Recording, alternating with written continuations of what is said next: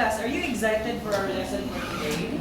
Yes, sir! Now, I'm going to present you different situations. And the thing that you're going to do is just to approve if agree, and then this sign for disagree. Are you ready? Yes, sir. Here? Yes, sir. Okay. Yay. So this is about agree or disagree, and that is the question. Situation number 1. In the computer shop, the more hours you play online games, the more money you pay. Agree or disagree? Agree. Okay. Next, everybody read. The more time you play Temple Run, the longer your cell phone battery stays. Agree? Disagree. Wow, very good. Next, if you increase a recipe for more people, the more of ingredients you need. Is it agree or disagree? Agree. Very good. Meaning to say, the more recipe, the more ingredients needed. And everybody read. Situation number 4. The more kilo of rice you buy, the less you pay. Again? Disagree. Who says agree? Ay, bulsing. Okay. Tama, Hulsi. Next, the more time I drive at a constant rate, the more distance I cover. Agree or disagree? Agree. Okay, very good. Okay, next we'll have another activity. And I want your full cooperation in this activity because I'm going to present pictures, 2 pictures, and you are going to study that pictures in order for you to identify their relationship or how these 2 things are related. Understood? Yes, sir. Okay, for example, this picture and this picture, how are you going to relate these 2 pictures? So, let's begin.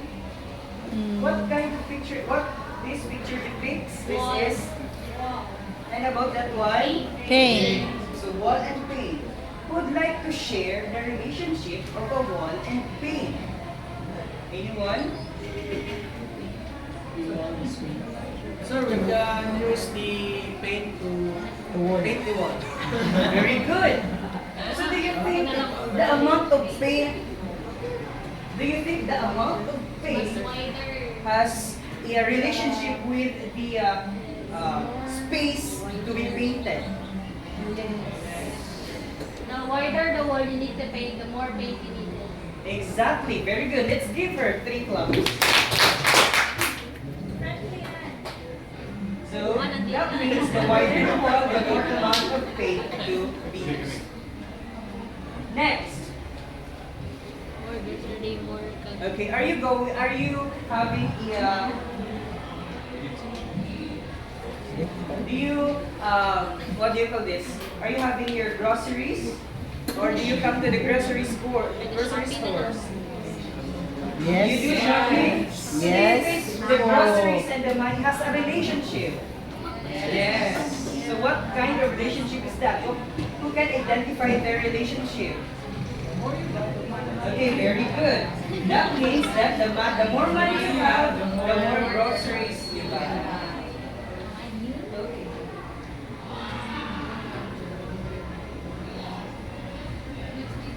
Eh, paglakaw sir. Okay, so with that activity, the thing that we are going to learn today is everybody read. Illustrate situations that involve direct variation.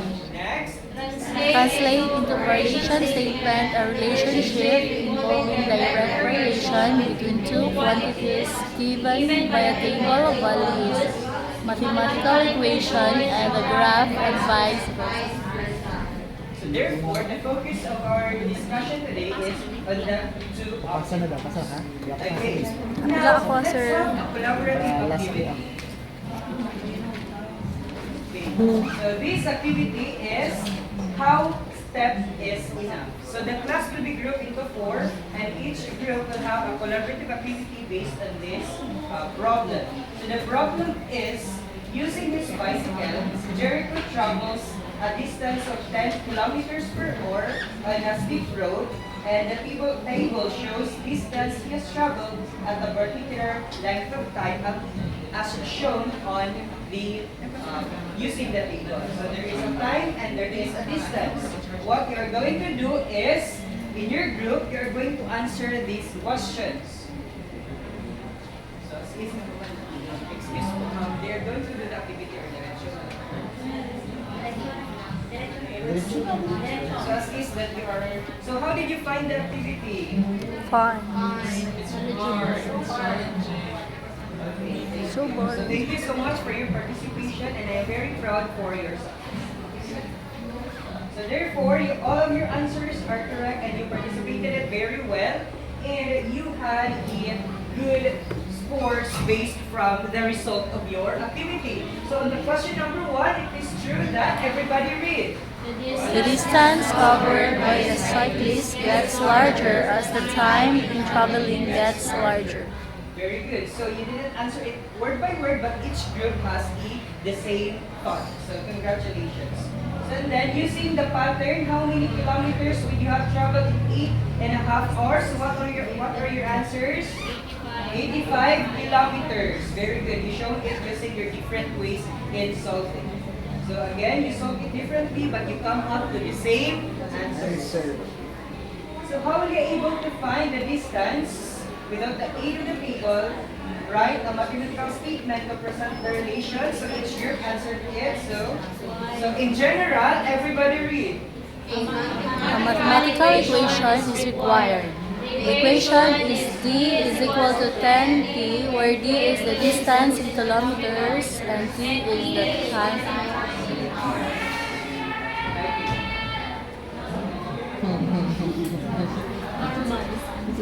What mathematical operation did you apply in this case? Is there a constant number involved based on your activity? Yes or no? Yes. So, meaning to say, to get a constant number which is very evident in the values of the distance is divided by, again, the distance will be divided into 9. Very good. So, class, that means that direct variation, whenever a situation produces pairs of numbers in which their ratio is constant. What do you mean by constant? Meaning to say? Change or unchangeable. It is constant. Whatever we do, it is always constant. So that statements, everybody read. Y bar is directly as x. Y is directly proportional to x and y is proportional to x. May be translated mathematically as y is equal to kx, where k is the constant of variation. For two quantities, x and y, an increase in x causes an increase in y as well. Similarly, an increase in x causes a decrease in y. Practically, we have a line that passes through the origin with a slope of k. So meaning to say, it is in the form of y is equal to kx, and what letter is the constant? The K. slope, what is in the graph or in the graph, meaning to say it passes through the slope which is k. Very good. Any question? Are you sure? Okay, do you want to do it more? Yes, sir. Bro. Okay. I want to do it with your pair. So this is the activity that you are going to do by pair is you are going to write an equation for the following statements. So with your pair in a scratch paper, you are going to do this activity. So Mama na, number sir. 1, the fare of a passenger varies directly as the distance of his destination. So I'll give you 1 minute per item, and then somebody will answer or raise their hand to answer this problem. Okay, time. Number 1, what is your answer? F is equals to KD. Very good. Number 2, any other representative? Very good. That is equal to KW. Yes. Okay. And now I want you to determine which of the equation is of the form of y is equal to kx and show a direct relationship. So you're going to say not or it is direct. Okay, number 1, do you think it is direct or not? Are you sure? Number 1. Number 1, direct or not? It is not direct. Number 2. Yes. Number 3. Yes. Number 4. Yes. So therefore, there are direct variations in the form of y is equal to kx as in the case of y is equal to kx squared. What do you mean by squared? It is exponent. So, form of quadratic. A graph which is not a line but a parabola. What is the shape of parabola, class? U. Again, Ikaw na what is the shape of a graph of a parabola? Wow. A circle. A U. It is in a curve, U shape, or sometimes it's called bell shape.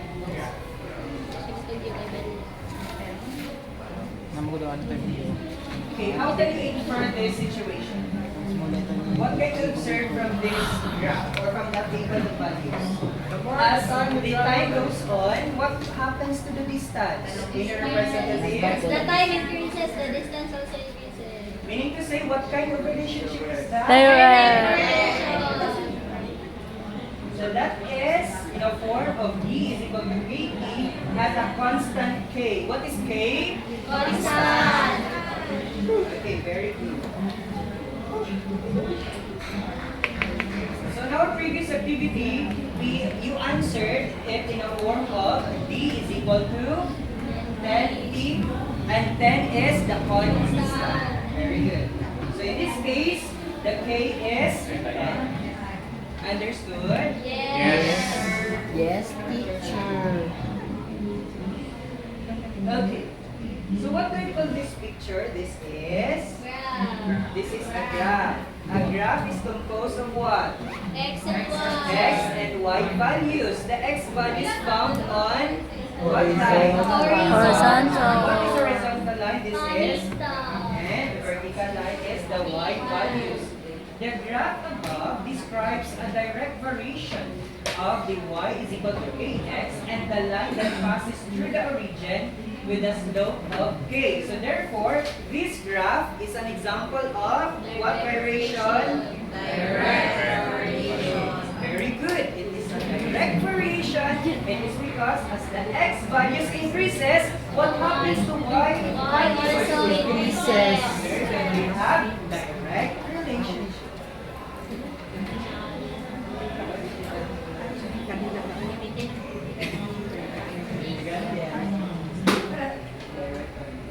So you're just going to tell direct or not. Okay, this one, is it direct or not? Direct. This is, Direct. again, this is Direct. direct. It is because as the values of x increases, the y also increases. Decrease mo lang y. Decrease mo lang y. Okay, very good. Since you are cooperating and you are engaging in my class, the values of x increases and the y decreases. Is this a direct or not? Class, which is bigger, negative 3 or negative 6? Negative 3. Very good. So the values of x is negative 3, so y is negative 3. Is that a direct? Constant po nila is negative 3. Hindi pwede negative. Ganun, kung negative, negative, positive, negative, positive. Negative, constant. Pero sa minsan, Inverse naman to kay Natman. Not a variation, direct variation. Okay, so to wrap up our discussion today, how can you describe a direct variation? Class. A direct, very good. A direct variation as a direct relationship with. Absolute value na lang direct to siya. Okay, so in your get 1/4, your 1/4 sheet of paper, answer this one. Okay, who got perfect score? Very good. So more than 80% of you got a perfect score. So therefore, you attained our objective. So again, what was our objective?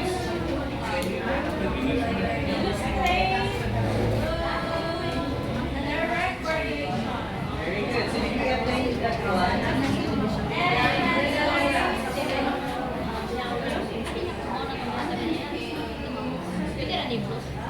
Pwede lang yun.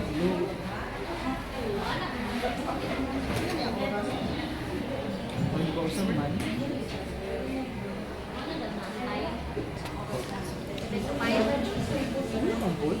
The short time. Partida pa na siya. Partida. Okay, congratulations, Sir Marlo. Let's give him 5 claps. Si Sir yung nag-present, pero ang PowerPoint galing kay Ma'am. Ay, kay Ma'am Jubel. Ito ka din, Ma'am Jubel. Okay. So this time, let's have the really... If you notice, yung nagbigay si Sir ng instruction, first ko talaga na-notice is yung giving clear instruction, di ba? Yung first activity ni Sir, kung na-observe ninyo, nagsabi siya na if you agree, you show thumbs up, and if you disagree, you show thumbs down. Pero what happened during the activity, ang majority, the learners say agree, disagree, nawala na ang thumbs up and thumbs down. Tama ba? Na-observe nyo rin yun? Yes. Okay, so giving clear instructions. So based dito sa yung pag-apply na ni Sir, yung sa presentation ko, ano yung rubrics? So yung intentions, so clearly stated naman kasi focus si Sir sa direct variation. Kung na-notice niyo ang flow ng activities niya, then yun, hindi natin masyado, hindi siya evident for me kasi nag-assume lang man tayo na nagkaroon na doon ng activity si Sir. Kaya for sure, kung i-conduct yun ni Sir ang activity niya, andun yung 4 eyes. I-incorporate niya talaga yun. Mag-employ siya na groupings. So, we will divide the class into how many groups. So, yun na, mag-brainstorm na. Sa pag-groupings pa lang ni Sir, assuming na ginawa niya ito, so, individual, maka-participate. So, nandun ang inclusivity. Then, yung sa ideation, right? Ideational. So, different ideas we can come up with katong common na sa ng group, for sure. Okay, brilliant ideas man, we have different thoughts, but during the presentation, sa final answer ninyo, nakalagay isa ka best answer. So, ando, na-apply yun ni Sir for sure. Hindi niya na nakalimutan, kaso lang, hindi niya na ginawa sa atin. So, yun. Assume lang po na yung bilin mo. Then, so, sa reflection, na-notice ba ninyo na nag-end si Sir, nag-consult siya sa group, sa kanyang learners, na anong masabi ninyo during the presentation, evident ba or hindi? Parang wala. So, yun ang na-notice ko. Parang, kasi before we end with our session, murang magkuha tao insight, murang short lang na ma-remember ng bata na maulay ni ang topic for today. Murang na siya thought of the day. So, that's all, and congratulations, sir. Okay, thank you, Ma'am Che. Sir Geraldine. Sir, congrats. So, grabe yung effort ni Sir no, pinaktik. Actually, we have the same insight with Ma'am Jeremy. Will not mention anymore kasi na-mention na niya po. So, ito lang yung magiging discussion ko today for my critiquing, no? towards the presentation of Sir Smack. So, ang ano ko lang po is yung how he delivered the lesson in connection with what we learned during our training seminar, which is of course the introduction of the new curriculum for grade 9. No? For the curriculum aspect, okay naman yon. The intention was clear. It was also evident. And for the teaching strategy, meron siyang different or almost mga 3 or 4 na teaching strategy na in-employ, no? And of course, the assessment, no? Pina-uptake din yung assessment. And if I ask you, classmates, evident din po ba yung 4 I's, 4 E's, and 4 C's? Makita ba natin sa kanya yung mga aspects na yon? Yes. Of course, no? From the 4 I's, inclusive, ano pa nga yun? Innovative, integrative, and educational, or the 4 E's, parang nag-discovery siya, no? Discovery type, including base. So, meron din yun. Then, experience, empathize, and engaging, no? Engage. For the 4 C's, we have, of course, the context, connection, collaboration, and creativity. So, all in all, okay yung presentation ni Sir, no? For the need improvement part, siguro, doon na lang mag-matter doon sa actual delivery of the lesson during the classroom instruction. Yun na po, ma'am. Okay, thank you so much, Mr. Owen. Okay.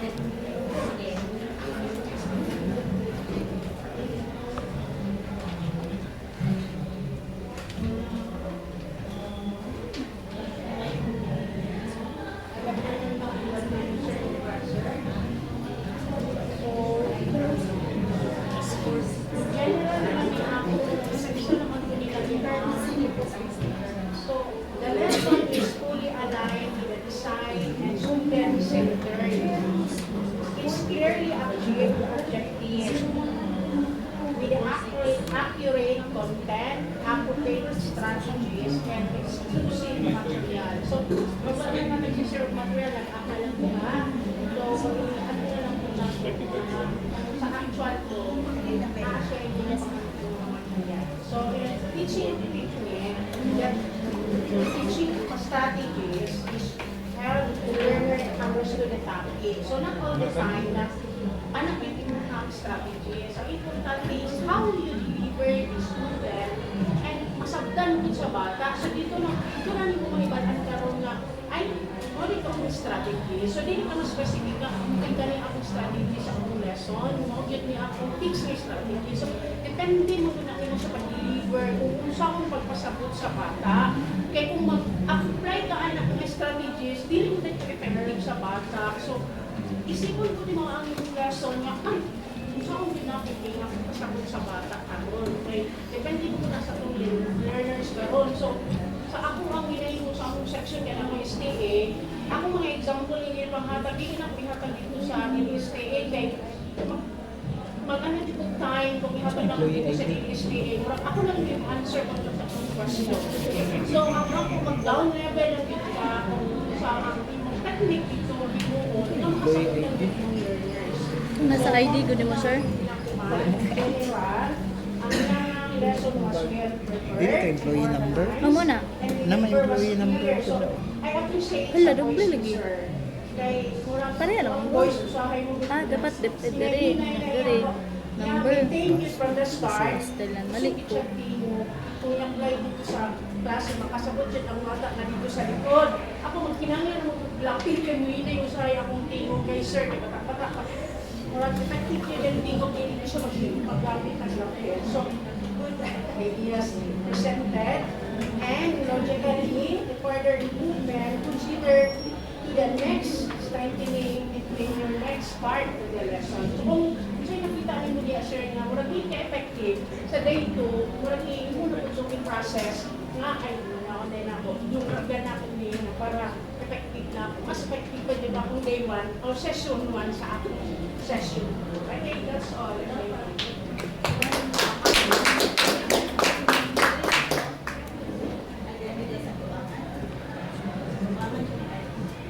Okay, good afternoon everyone. Congratulations, sir.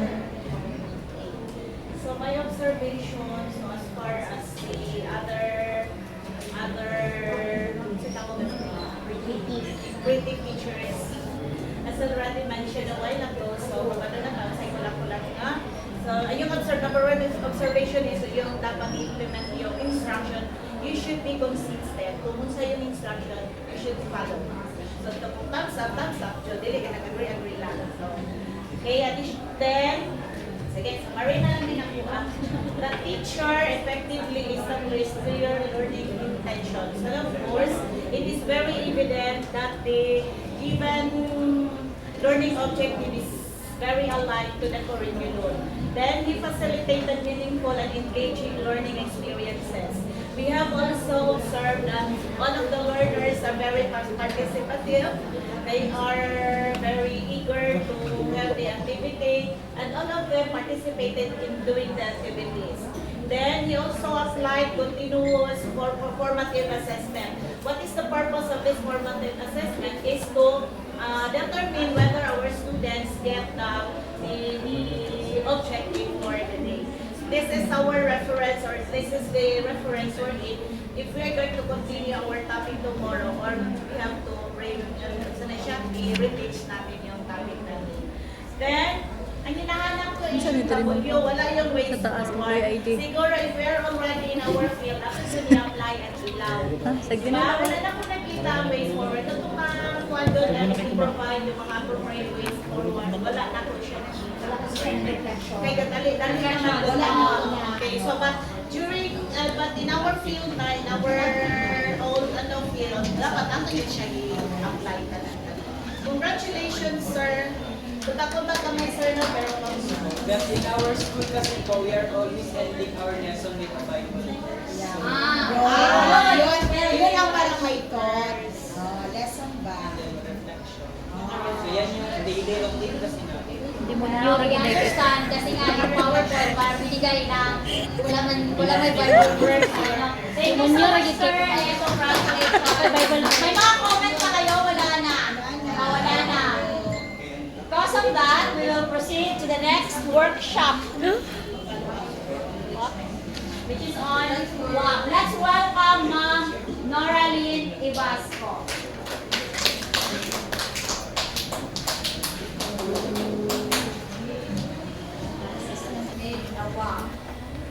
Raise your hand. We are Pugi. Walay sa tumoy. Wak pa. Wala. Nakagawa ka na ng wak, so complete set. With accomplishment. template. Ay, yeah. Template. So si Ma'am lang, how about the others after yung trainings niya, grade 7, grade 8, wala? Wa jud. Ayun na. Sa akin, Kumanda na rin sa 1, 2, 3. then pati. Last na name. Tapin ako, sir. Mga activity. And kaninang umaga is the lesson planning, then this afternoon is the demo simulation, and the last. Wow. Graduate.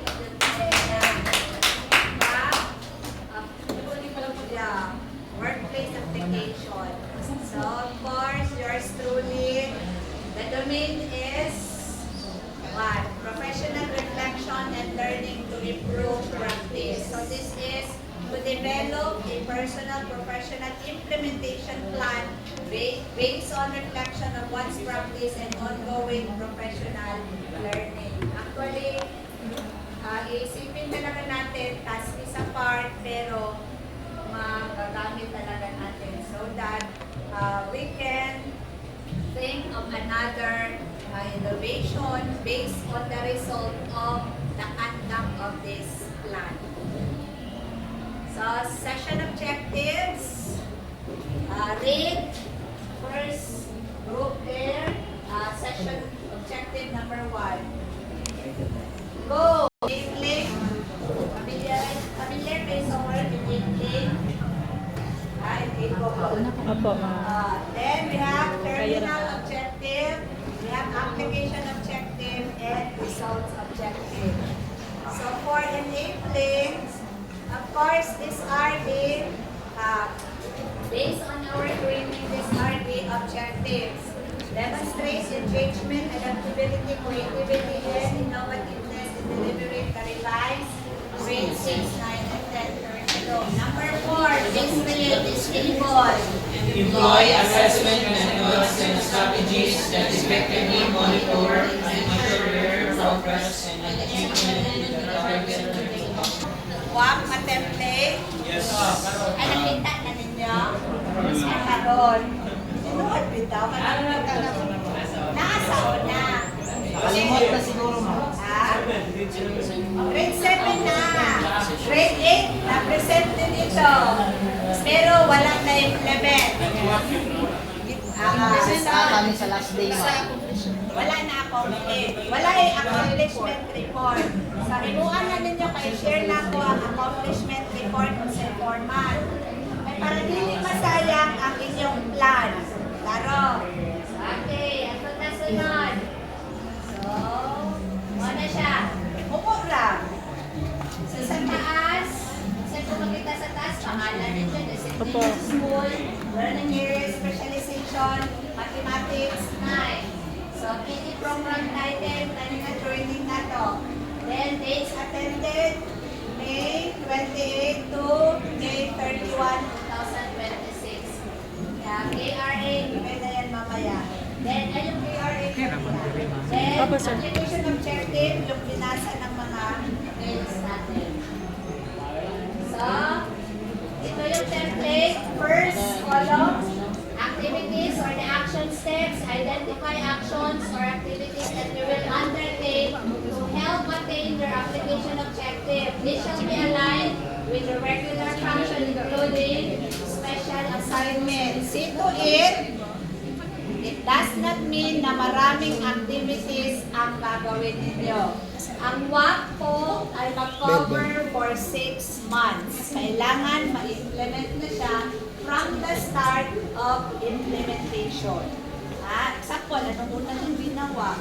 Gumawa kayo ng, submit ng proposal. Pero hindi na tayo mahirapan because we have a AI.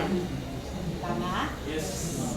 Kailangan lang i-check natin na makaya ba natin yung suggestion ni AI. Pero ang isa din na need is yung pag-prompt natin is kung ano yung gusto natin na i-achieve. So, second column is the timeline. Of course, as what I have said, 6 months duration. So, pwede na tayo mag-start by June. Yung sa opening of class, June, July, August, September, October, so November. So, by December, pwede na tayong makagawa ng accomplishment report based on the work that we had planned. Then, next, indicators of success. So, specify what will demonstrate or validate that you have successfully applied. Later on, I will provide a sample. Nag-apply na rin siya. Wala. So, magbigay ng sample later. Then, last, support needed to be provided. So, example, ano yung materials need ninyo? Or do you need the assistance of your school head? Kasi classroom teacher naman tayo. Or pwede din mag-mentor from your master teachers or department heads. No? Pwede. Then, sa baba, yung template na gisend ni Sir Wamar sa group chat, prepared by kayo. Then, ang sunod, I do not know, check ba ni school head ang mag-approve si SDS. So, ipa-approve natin kay SDS, na i-check ba verify ni principal. Yung kanina, basta, ang isa na magpirma si school head, then isubmit sa division for approval. Ay magamit yun na yun siya. Ay, sa drive ano? He said, katong dito. I-propose na to na. Yes po. Atag-atag incentive. Okay, components of what? Ito siya. So, program, ito yung ating program. Revise, or pwede yung lahat. Revision training of teachers of the revised grade 6, 9, 10, curriculum. Then dates. Sinabi ito ko na kanina. Key result areas, indicate the KRA. Anong KRA? Example, ang focus nyo lang is yung strategies. Di ba may PowerPoint doon? At di ba may PowerPoint yung sa topic, kanino ba na yung sa strategies? May Sharon. May objective doon. Di ba may KRA, may alignment sa sa PST. So, pwede tayo magbuha doon, ilagay dyan sa KRA. Para hindi na tayo mahirapan. Then, for the application objective, yan na po. Ang objective na ilagay. Huwag na kayong mag-isip pa ng other objective kasi ito na i-apply niyo sa plan. Next. May sample. Sa pwede picturean lang. Sinansa ko. Okay. The picture, mag-picture. Okay. So, yun. Explain ko na kanina. Ano lang siya. So, identify actions, activities, timeline, indicators of success. Okay, the last is the resources or expert support needed to undertake activities. So, workplace application plan.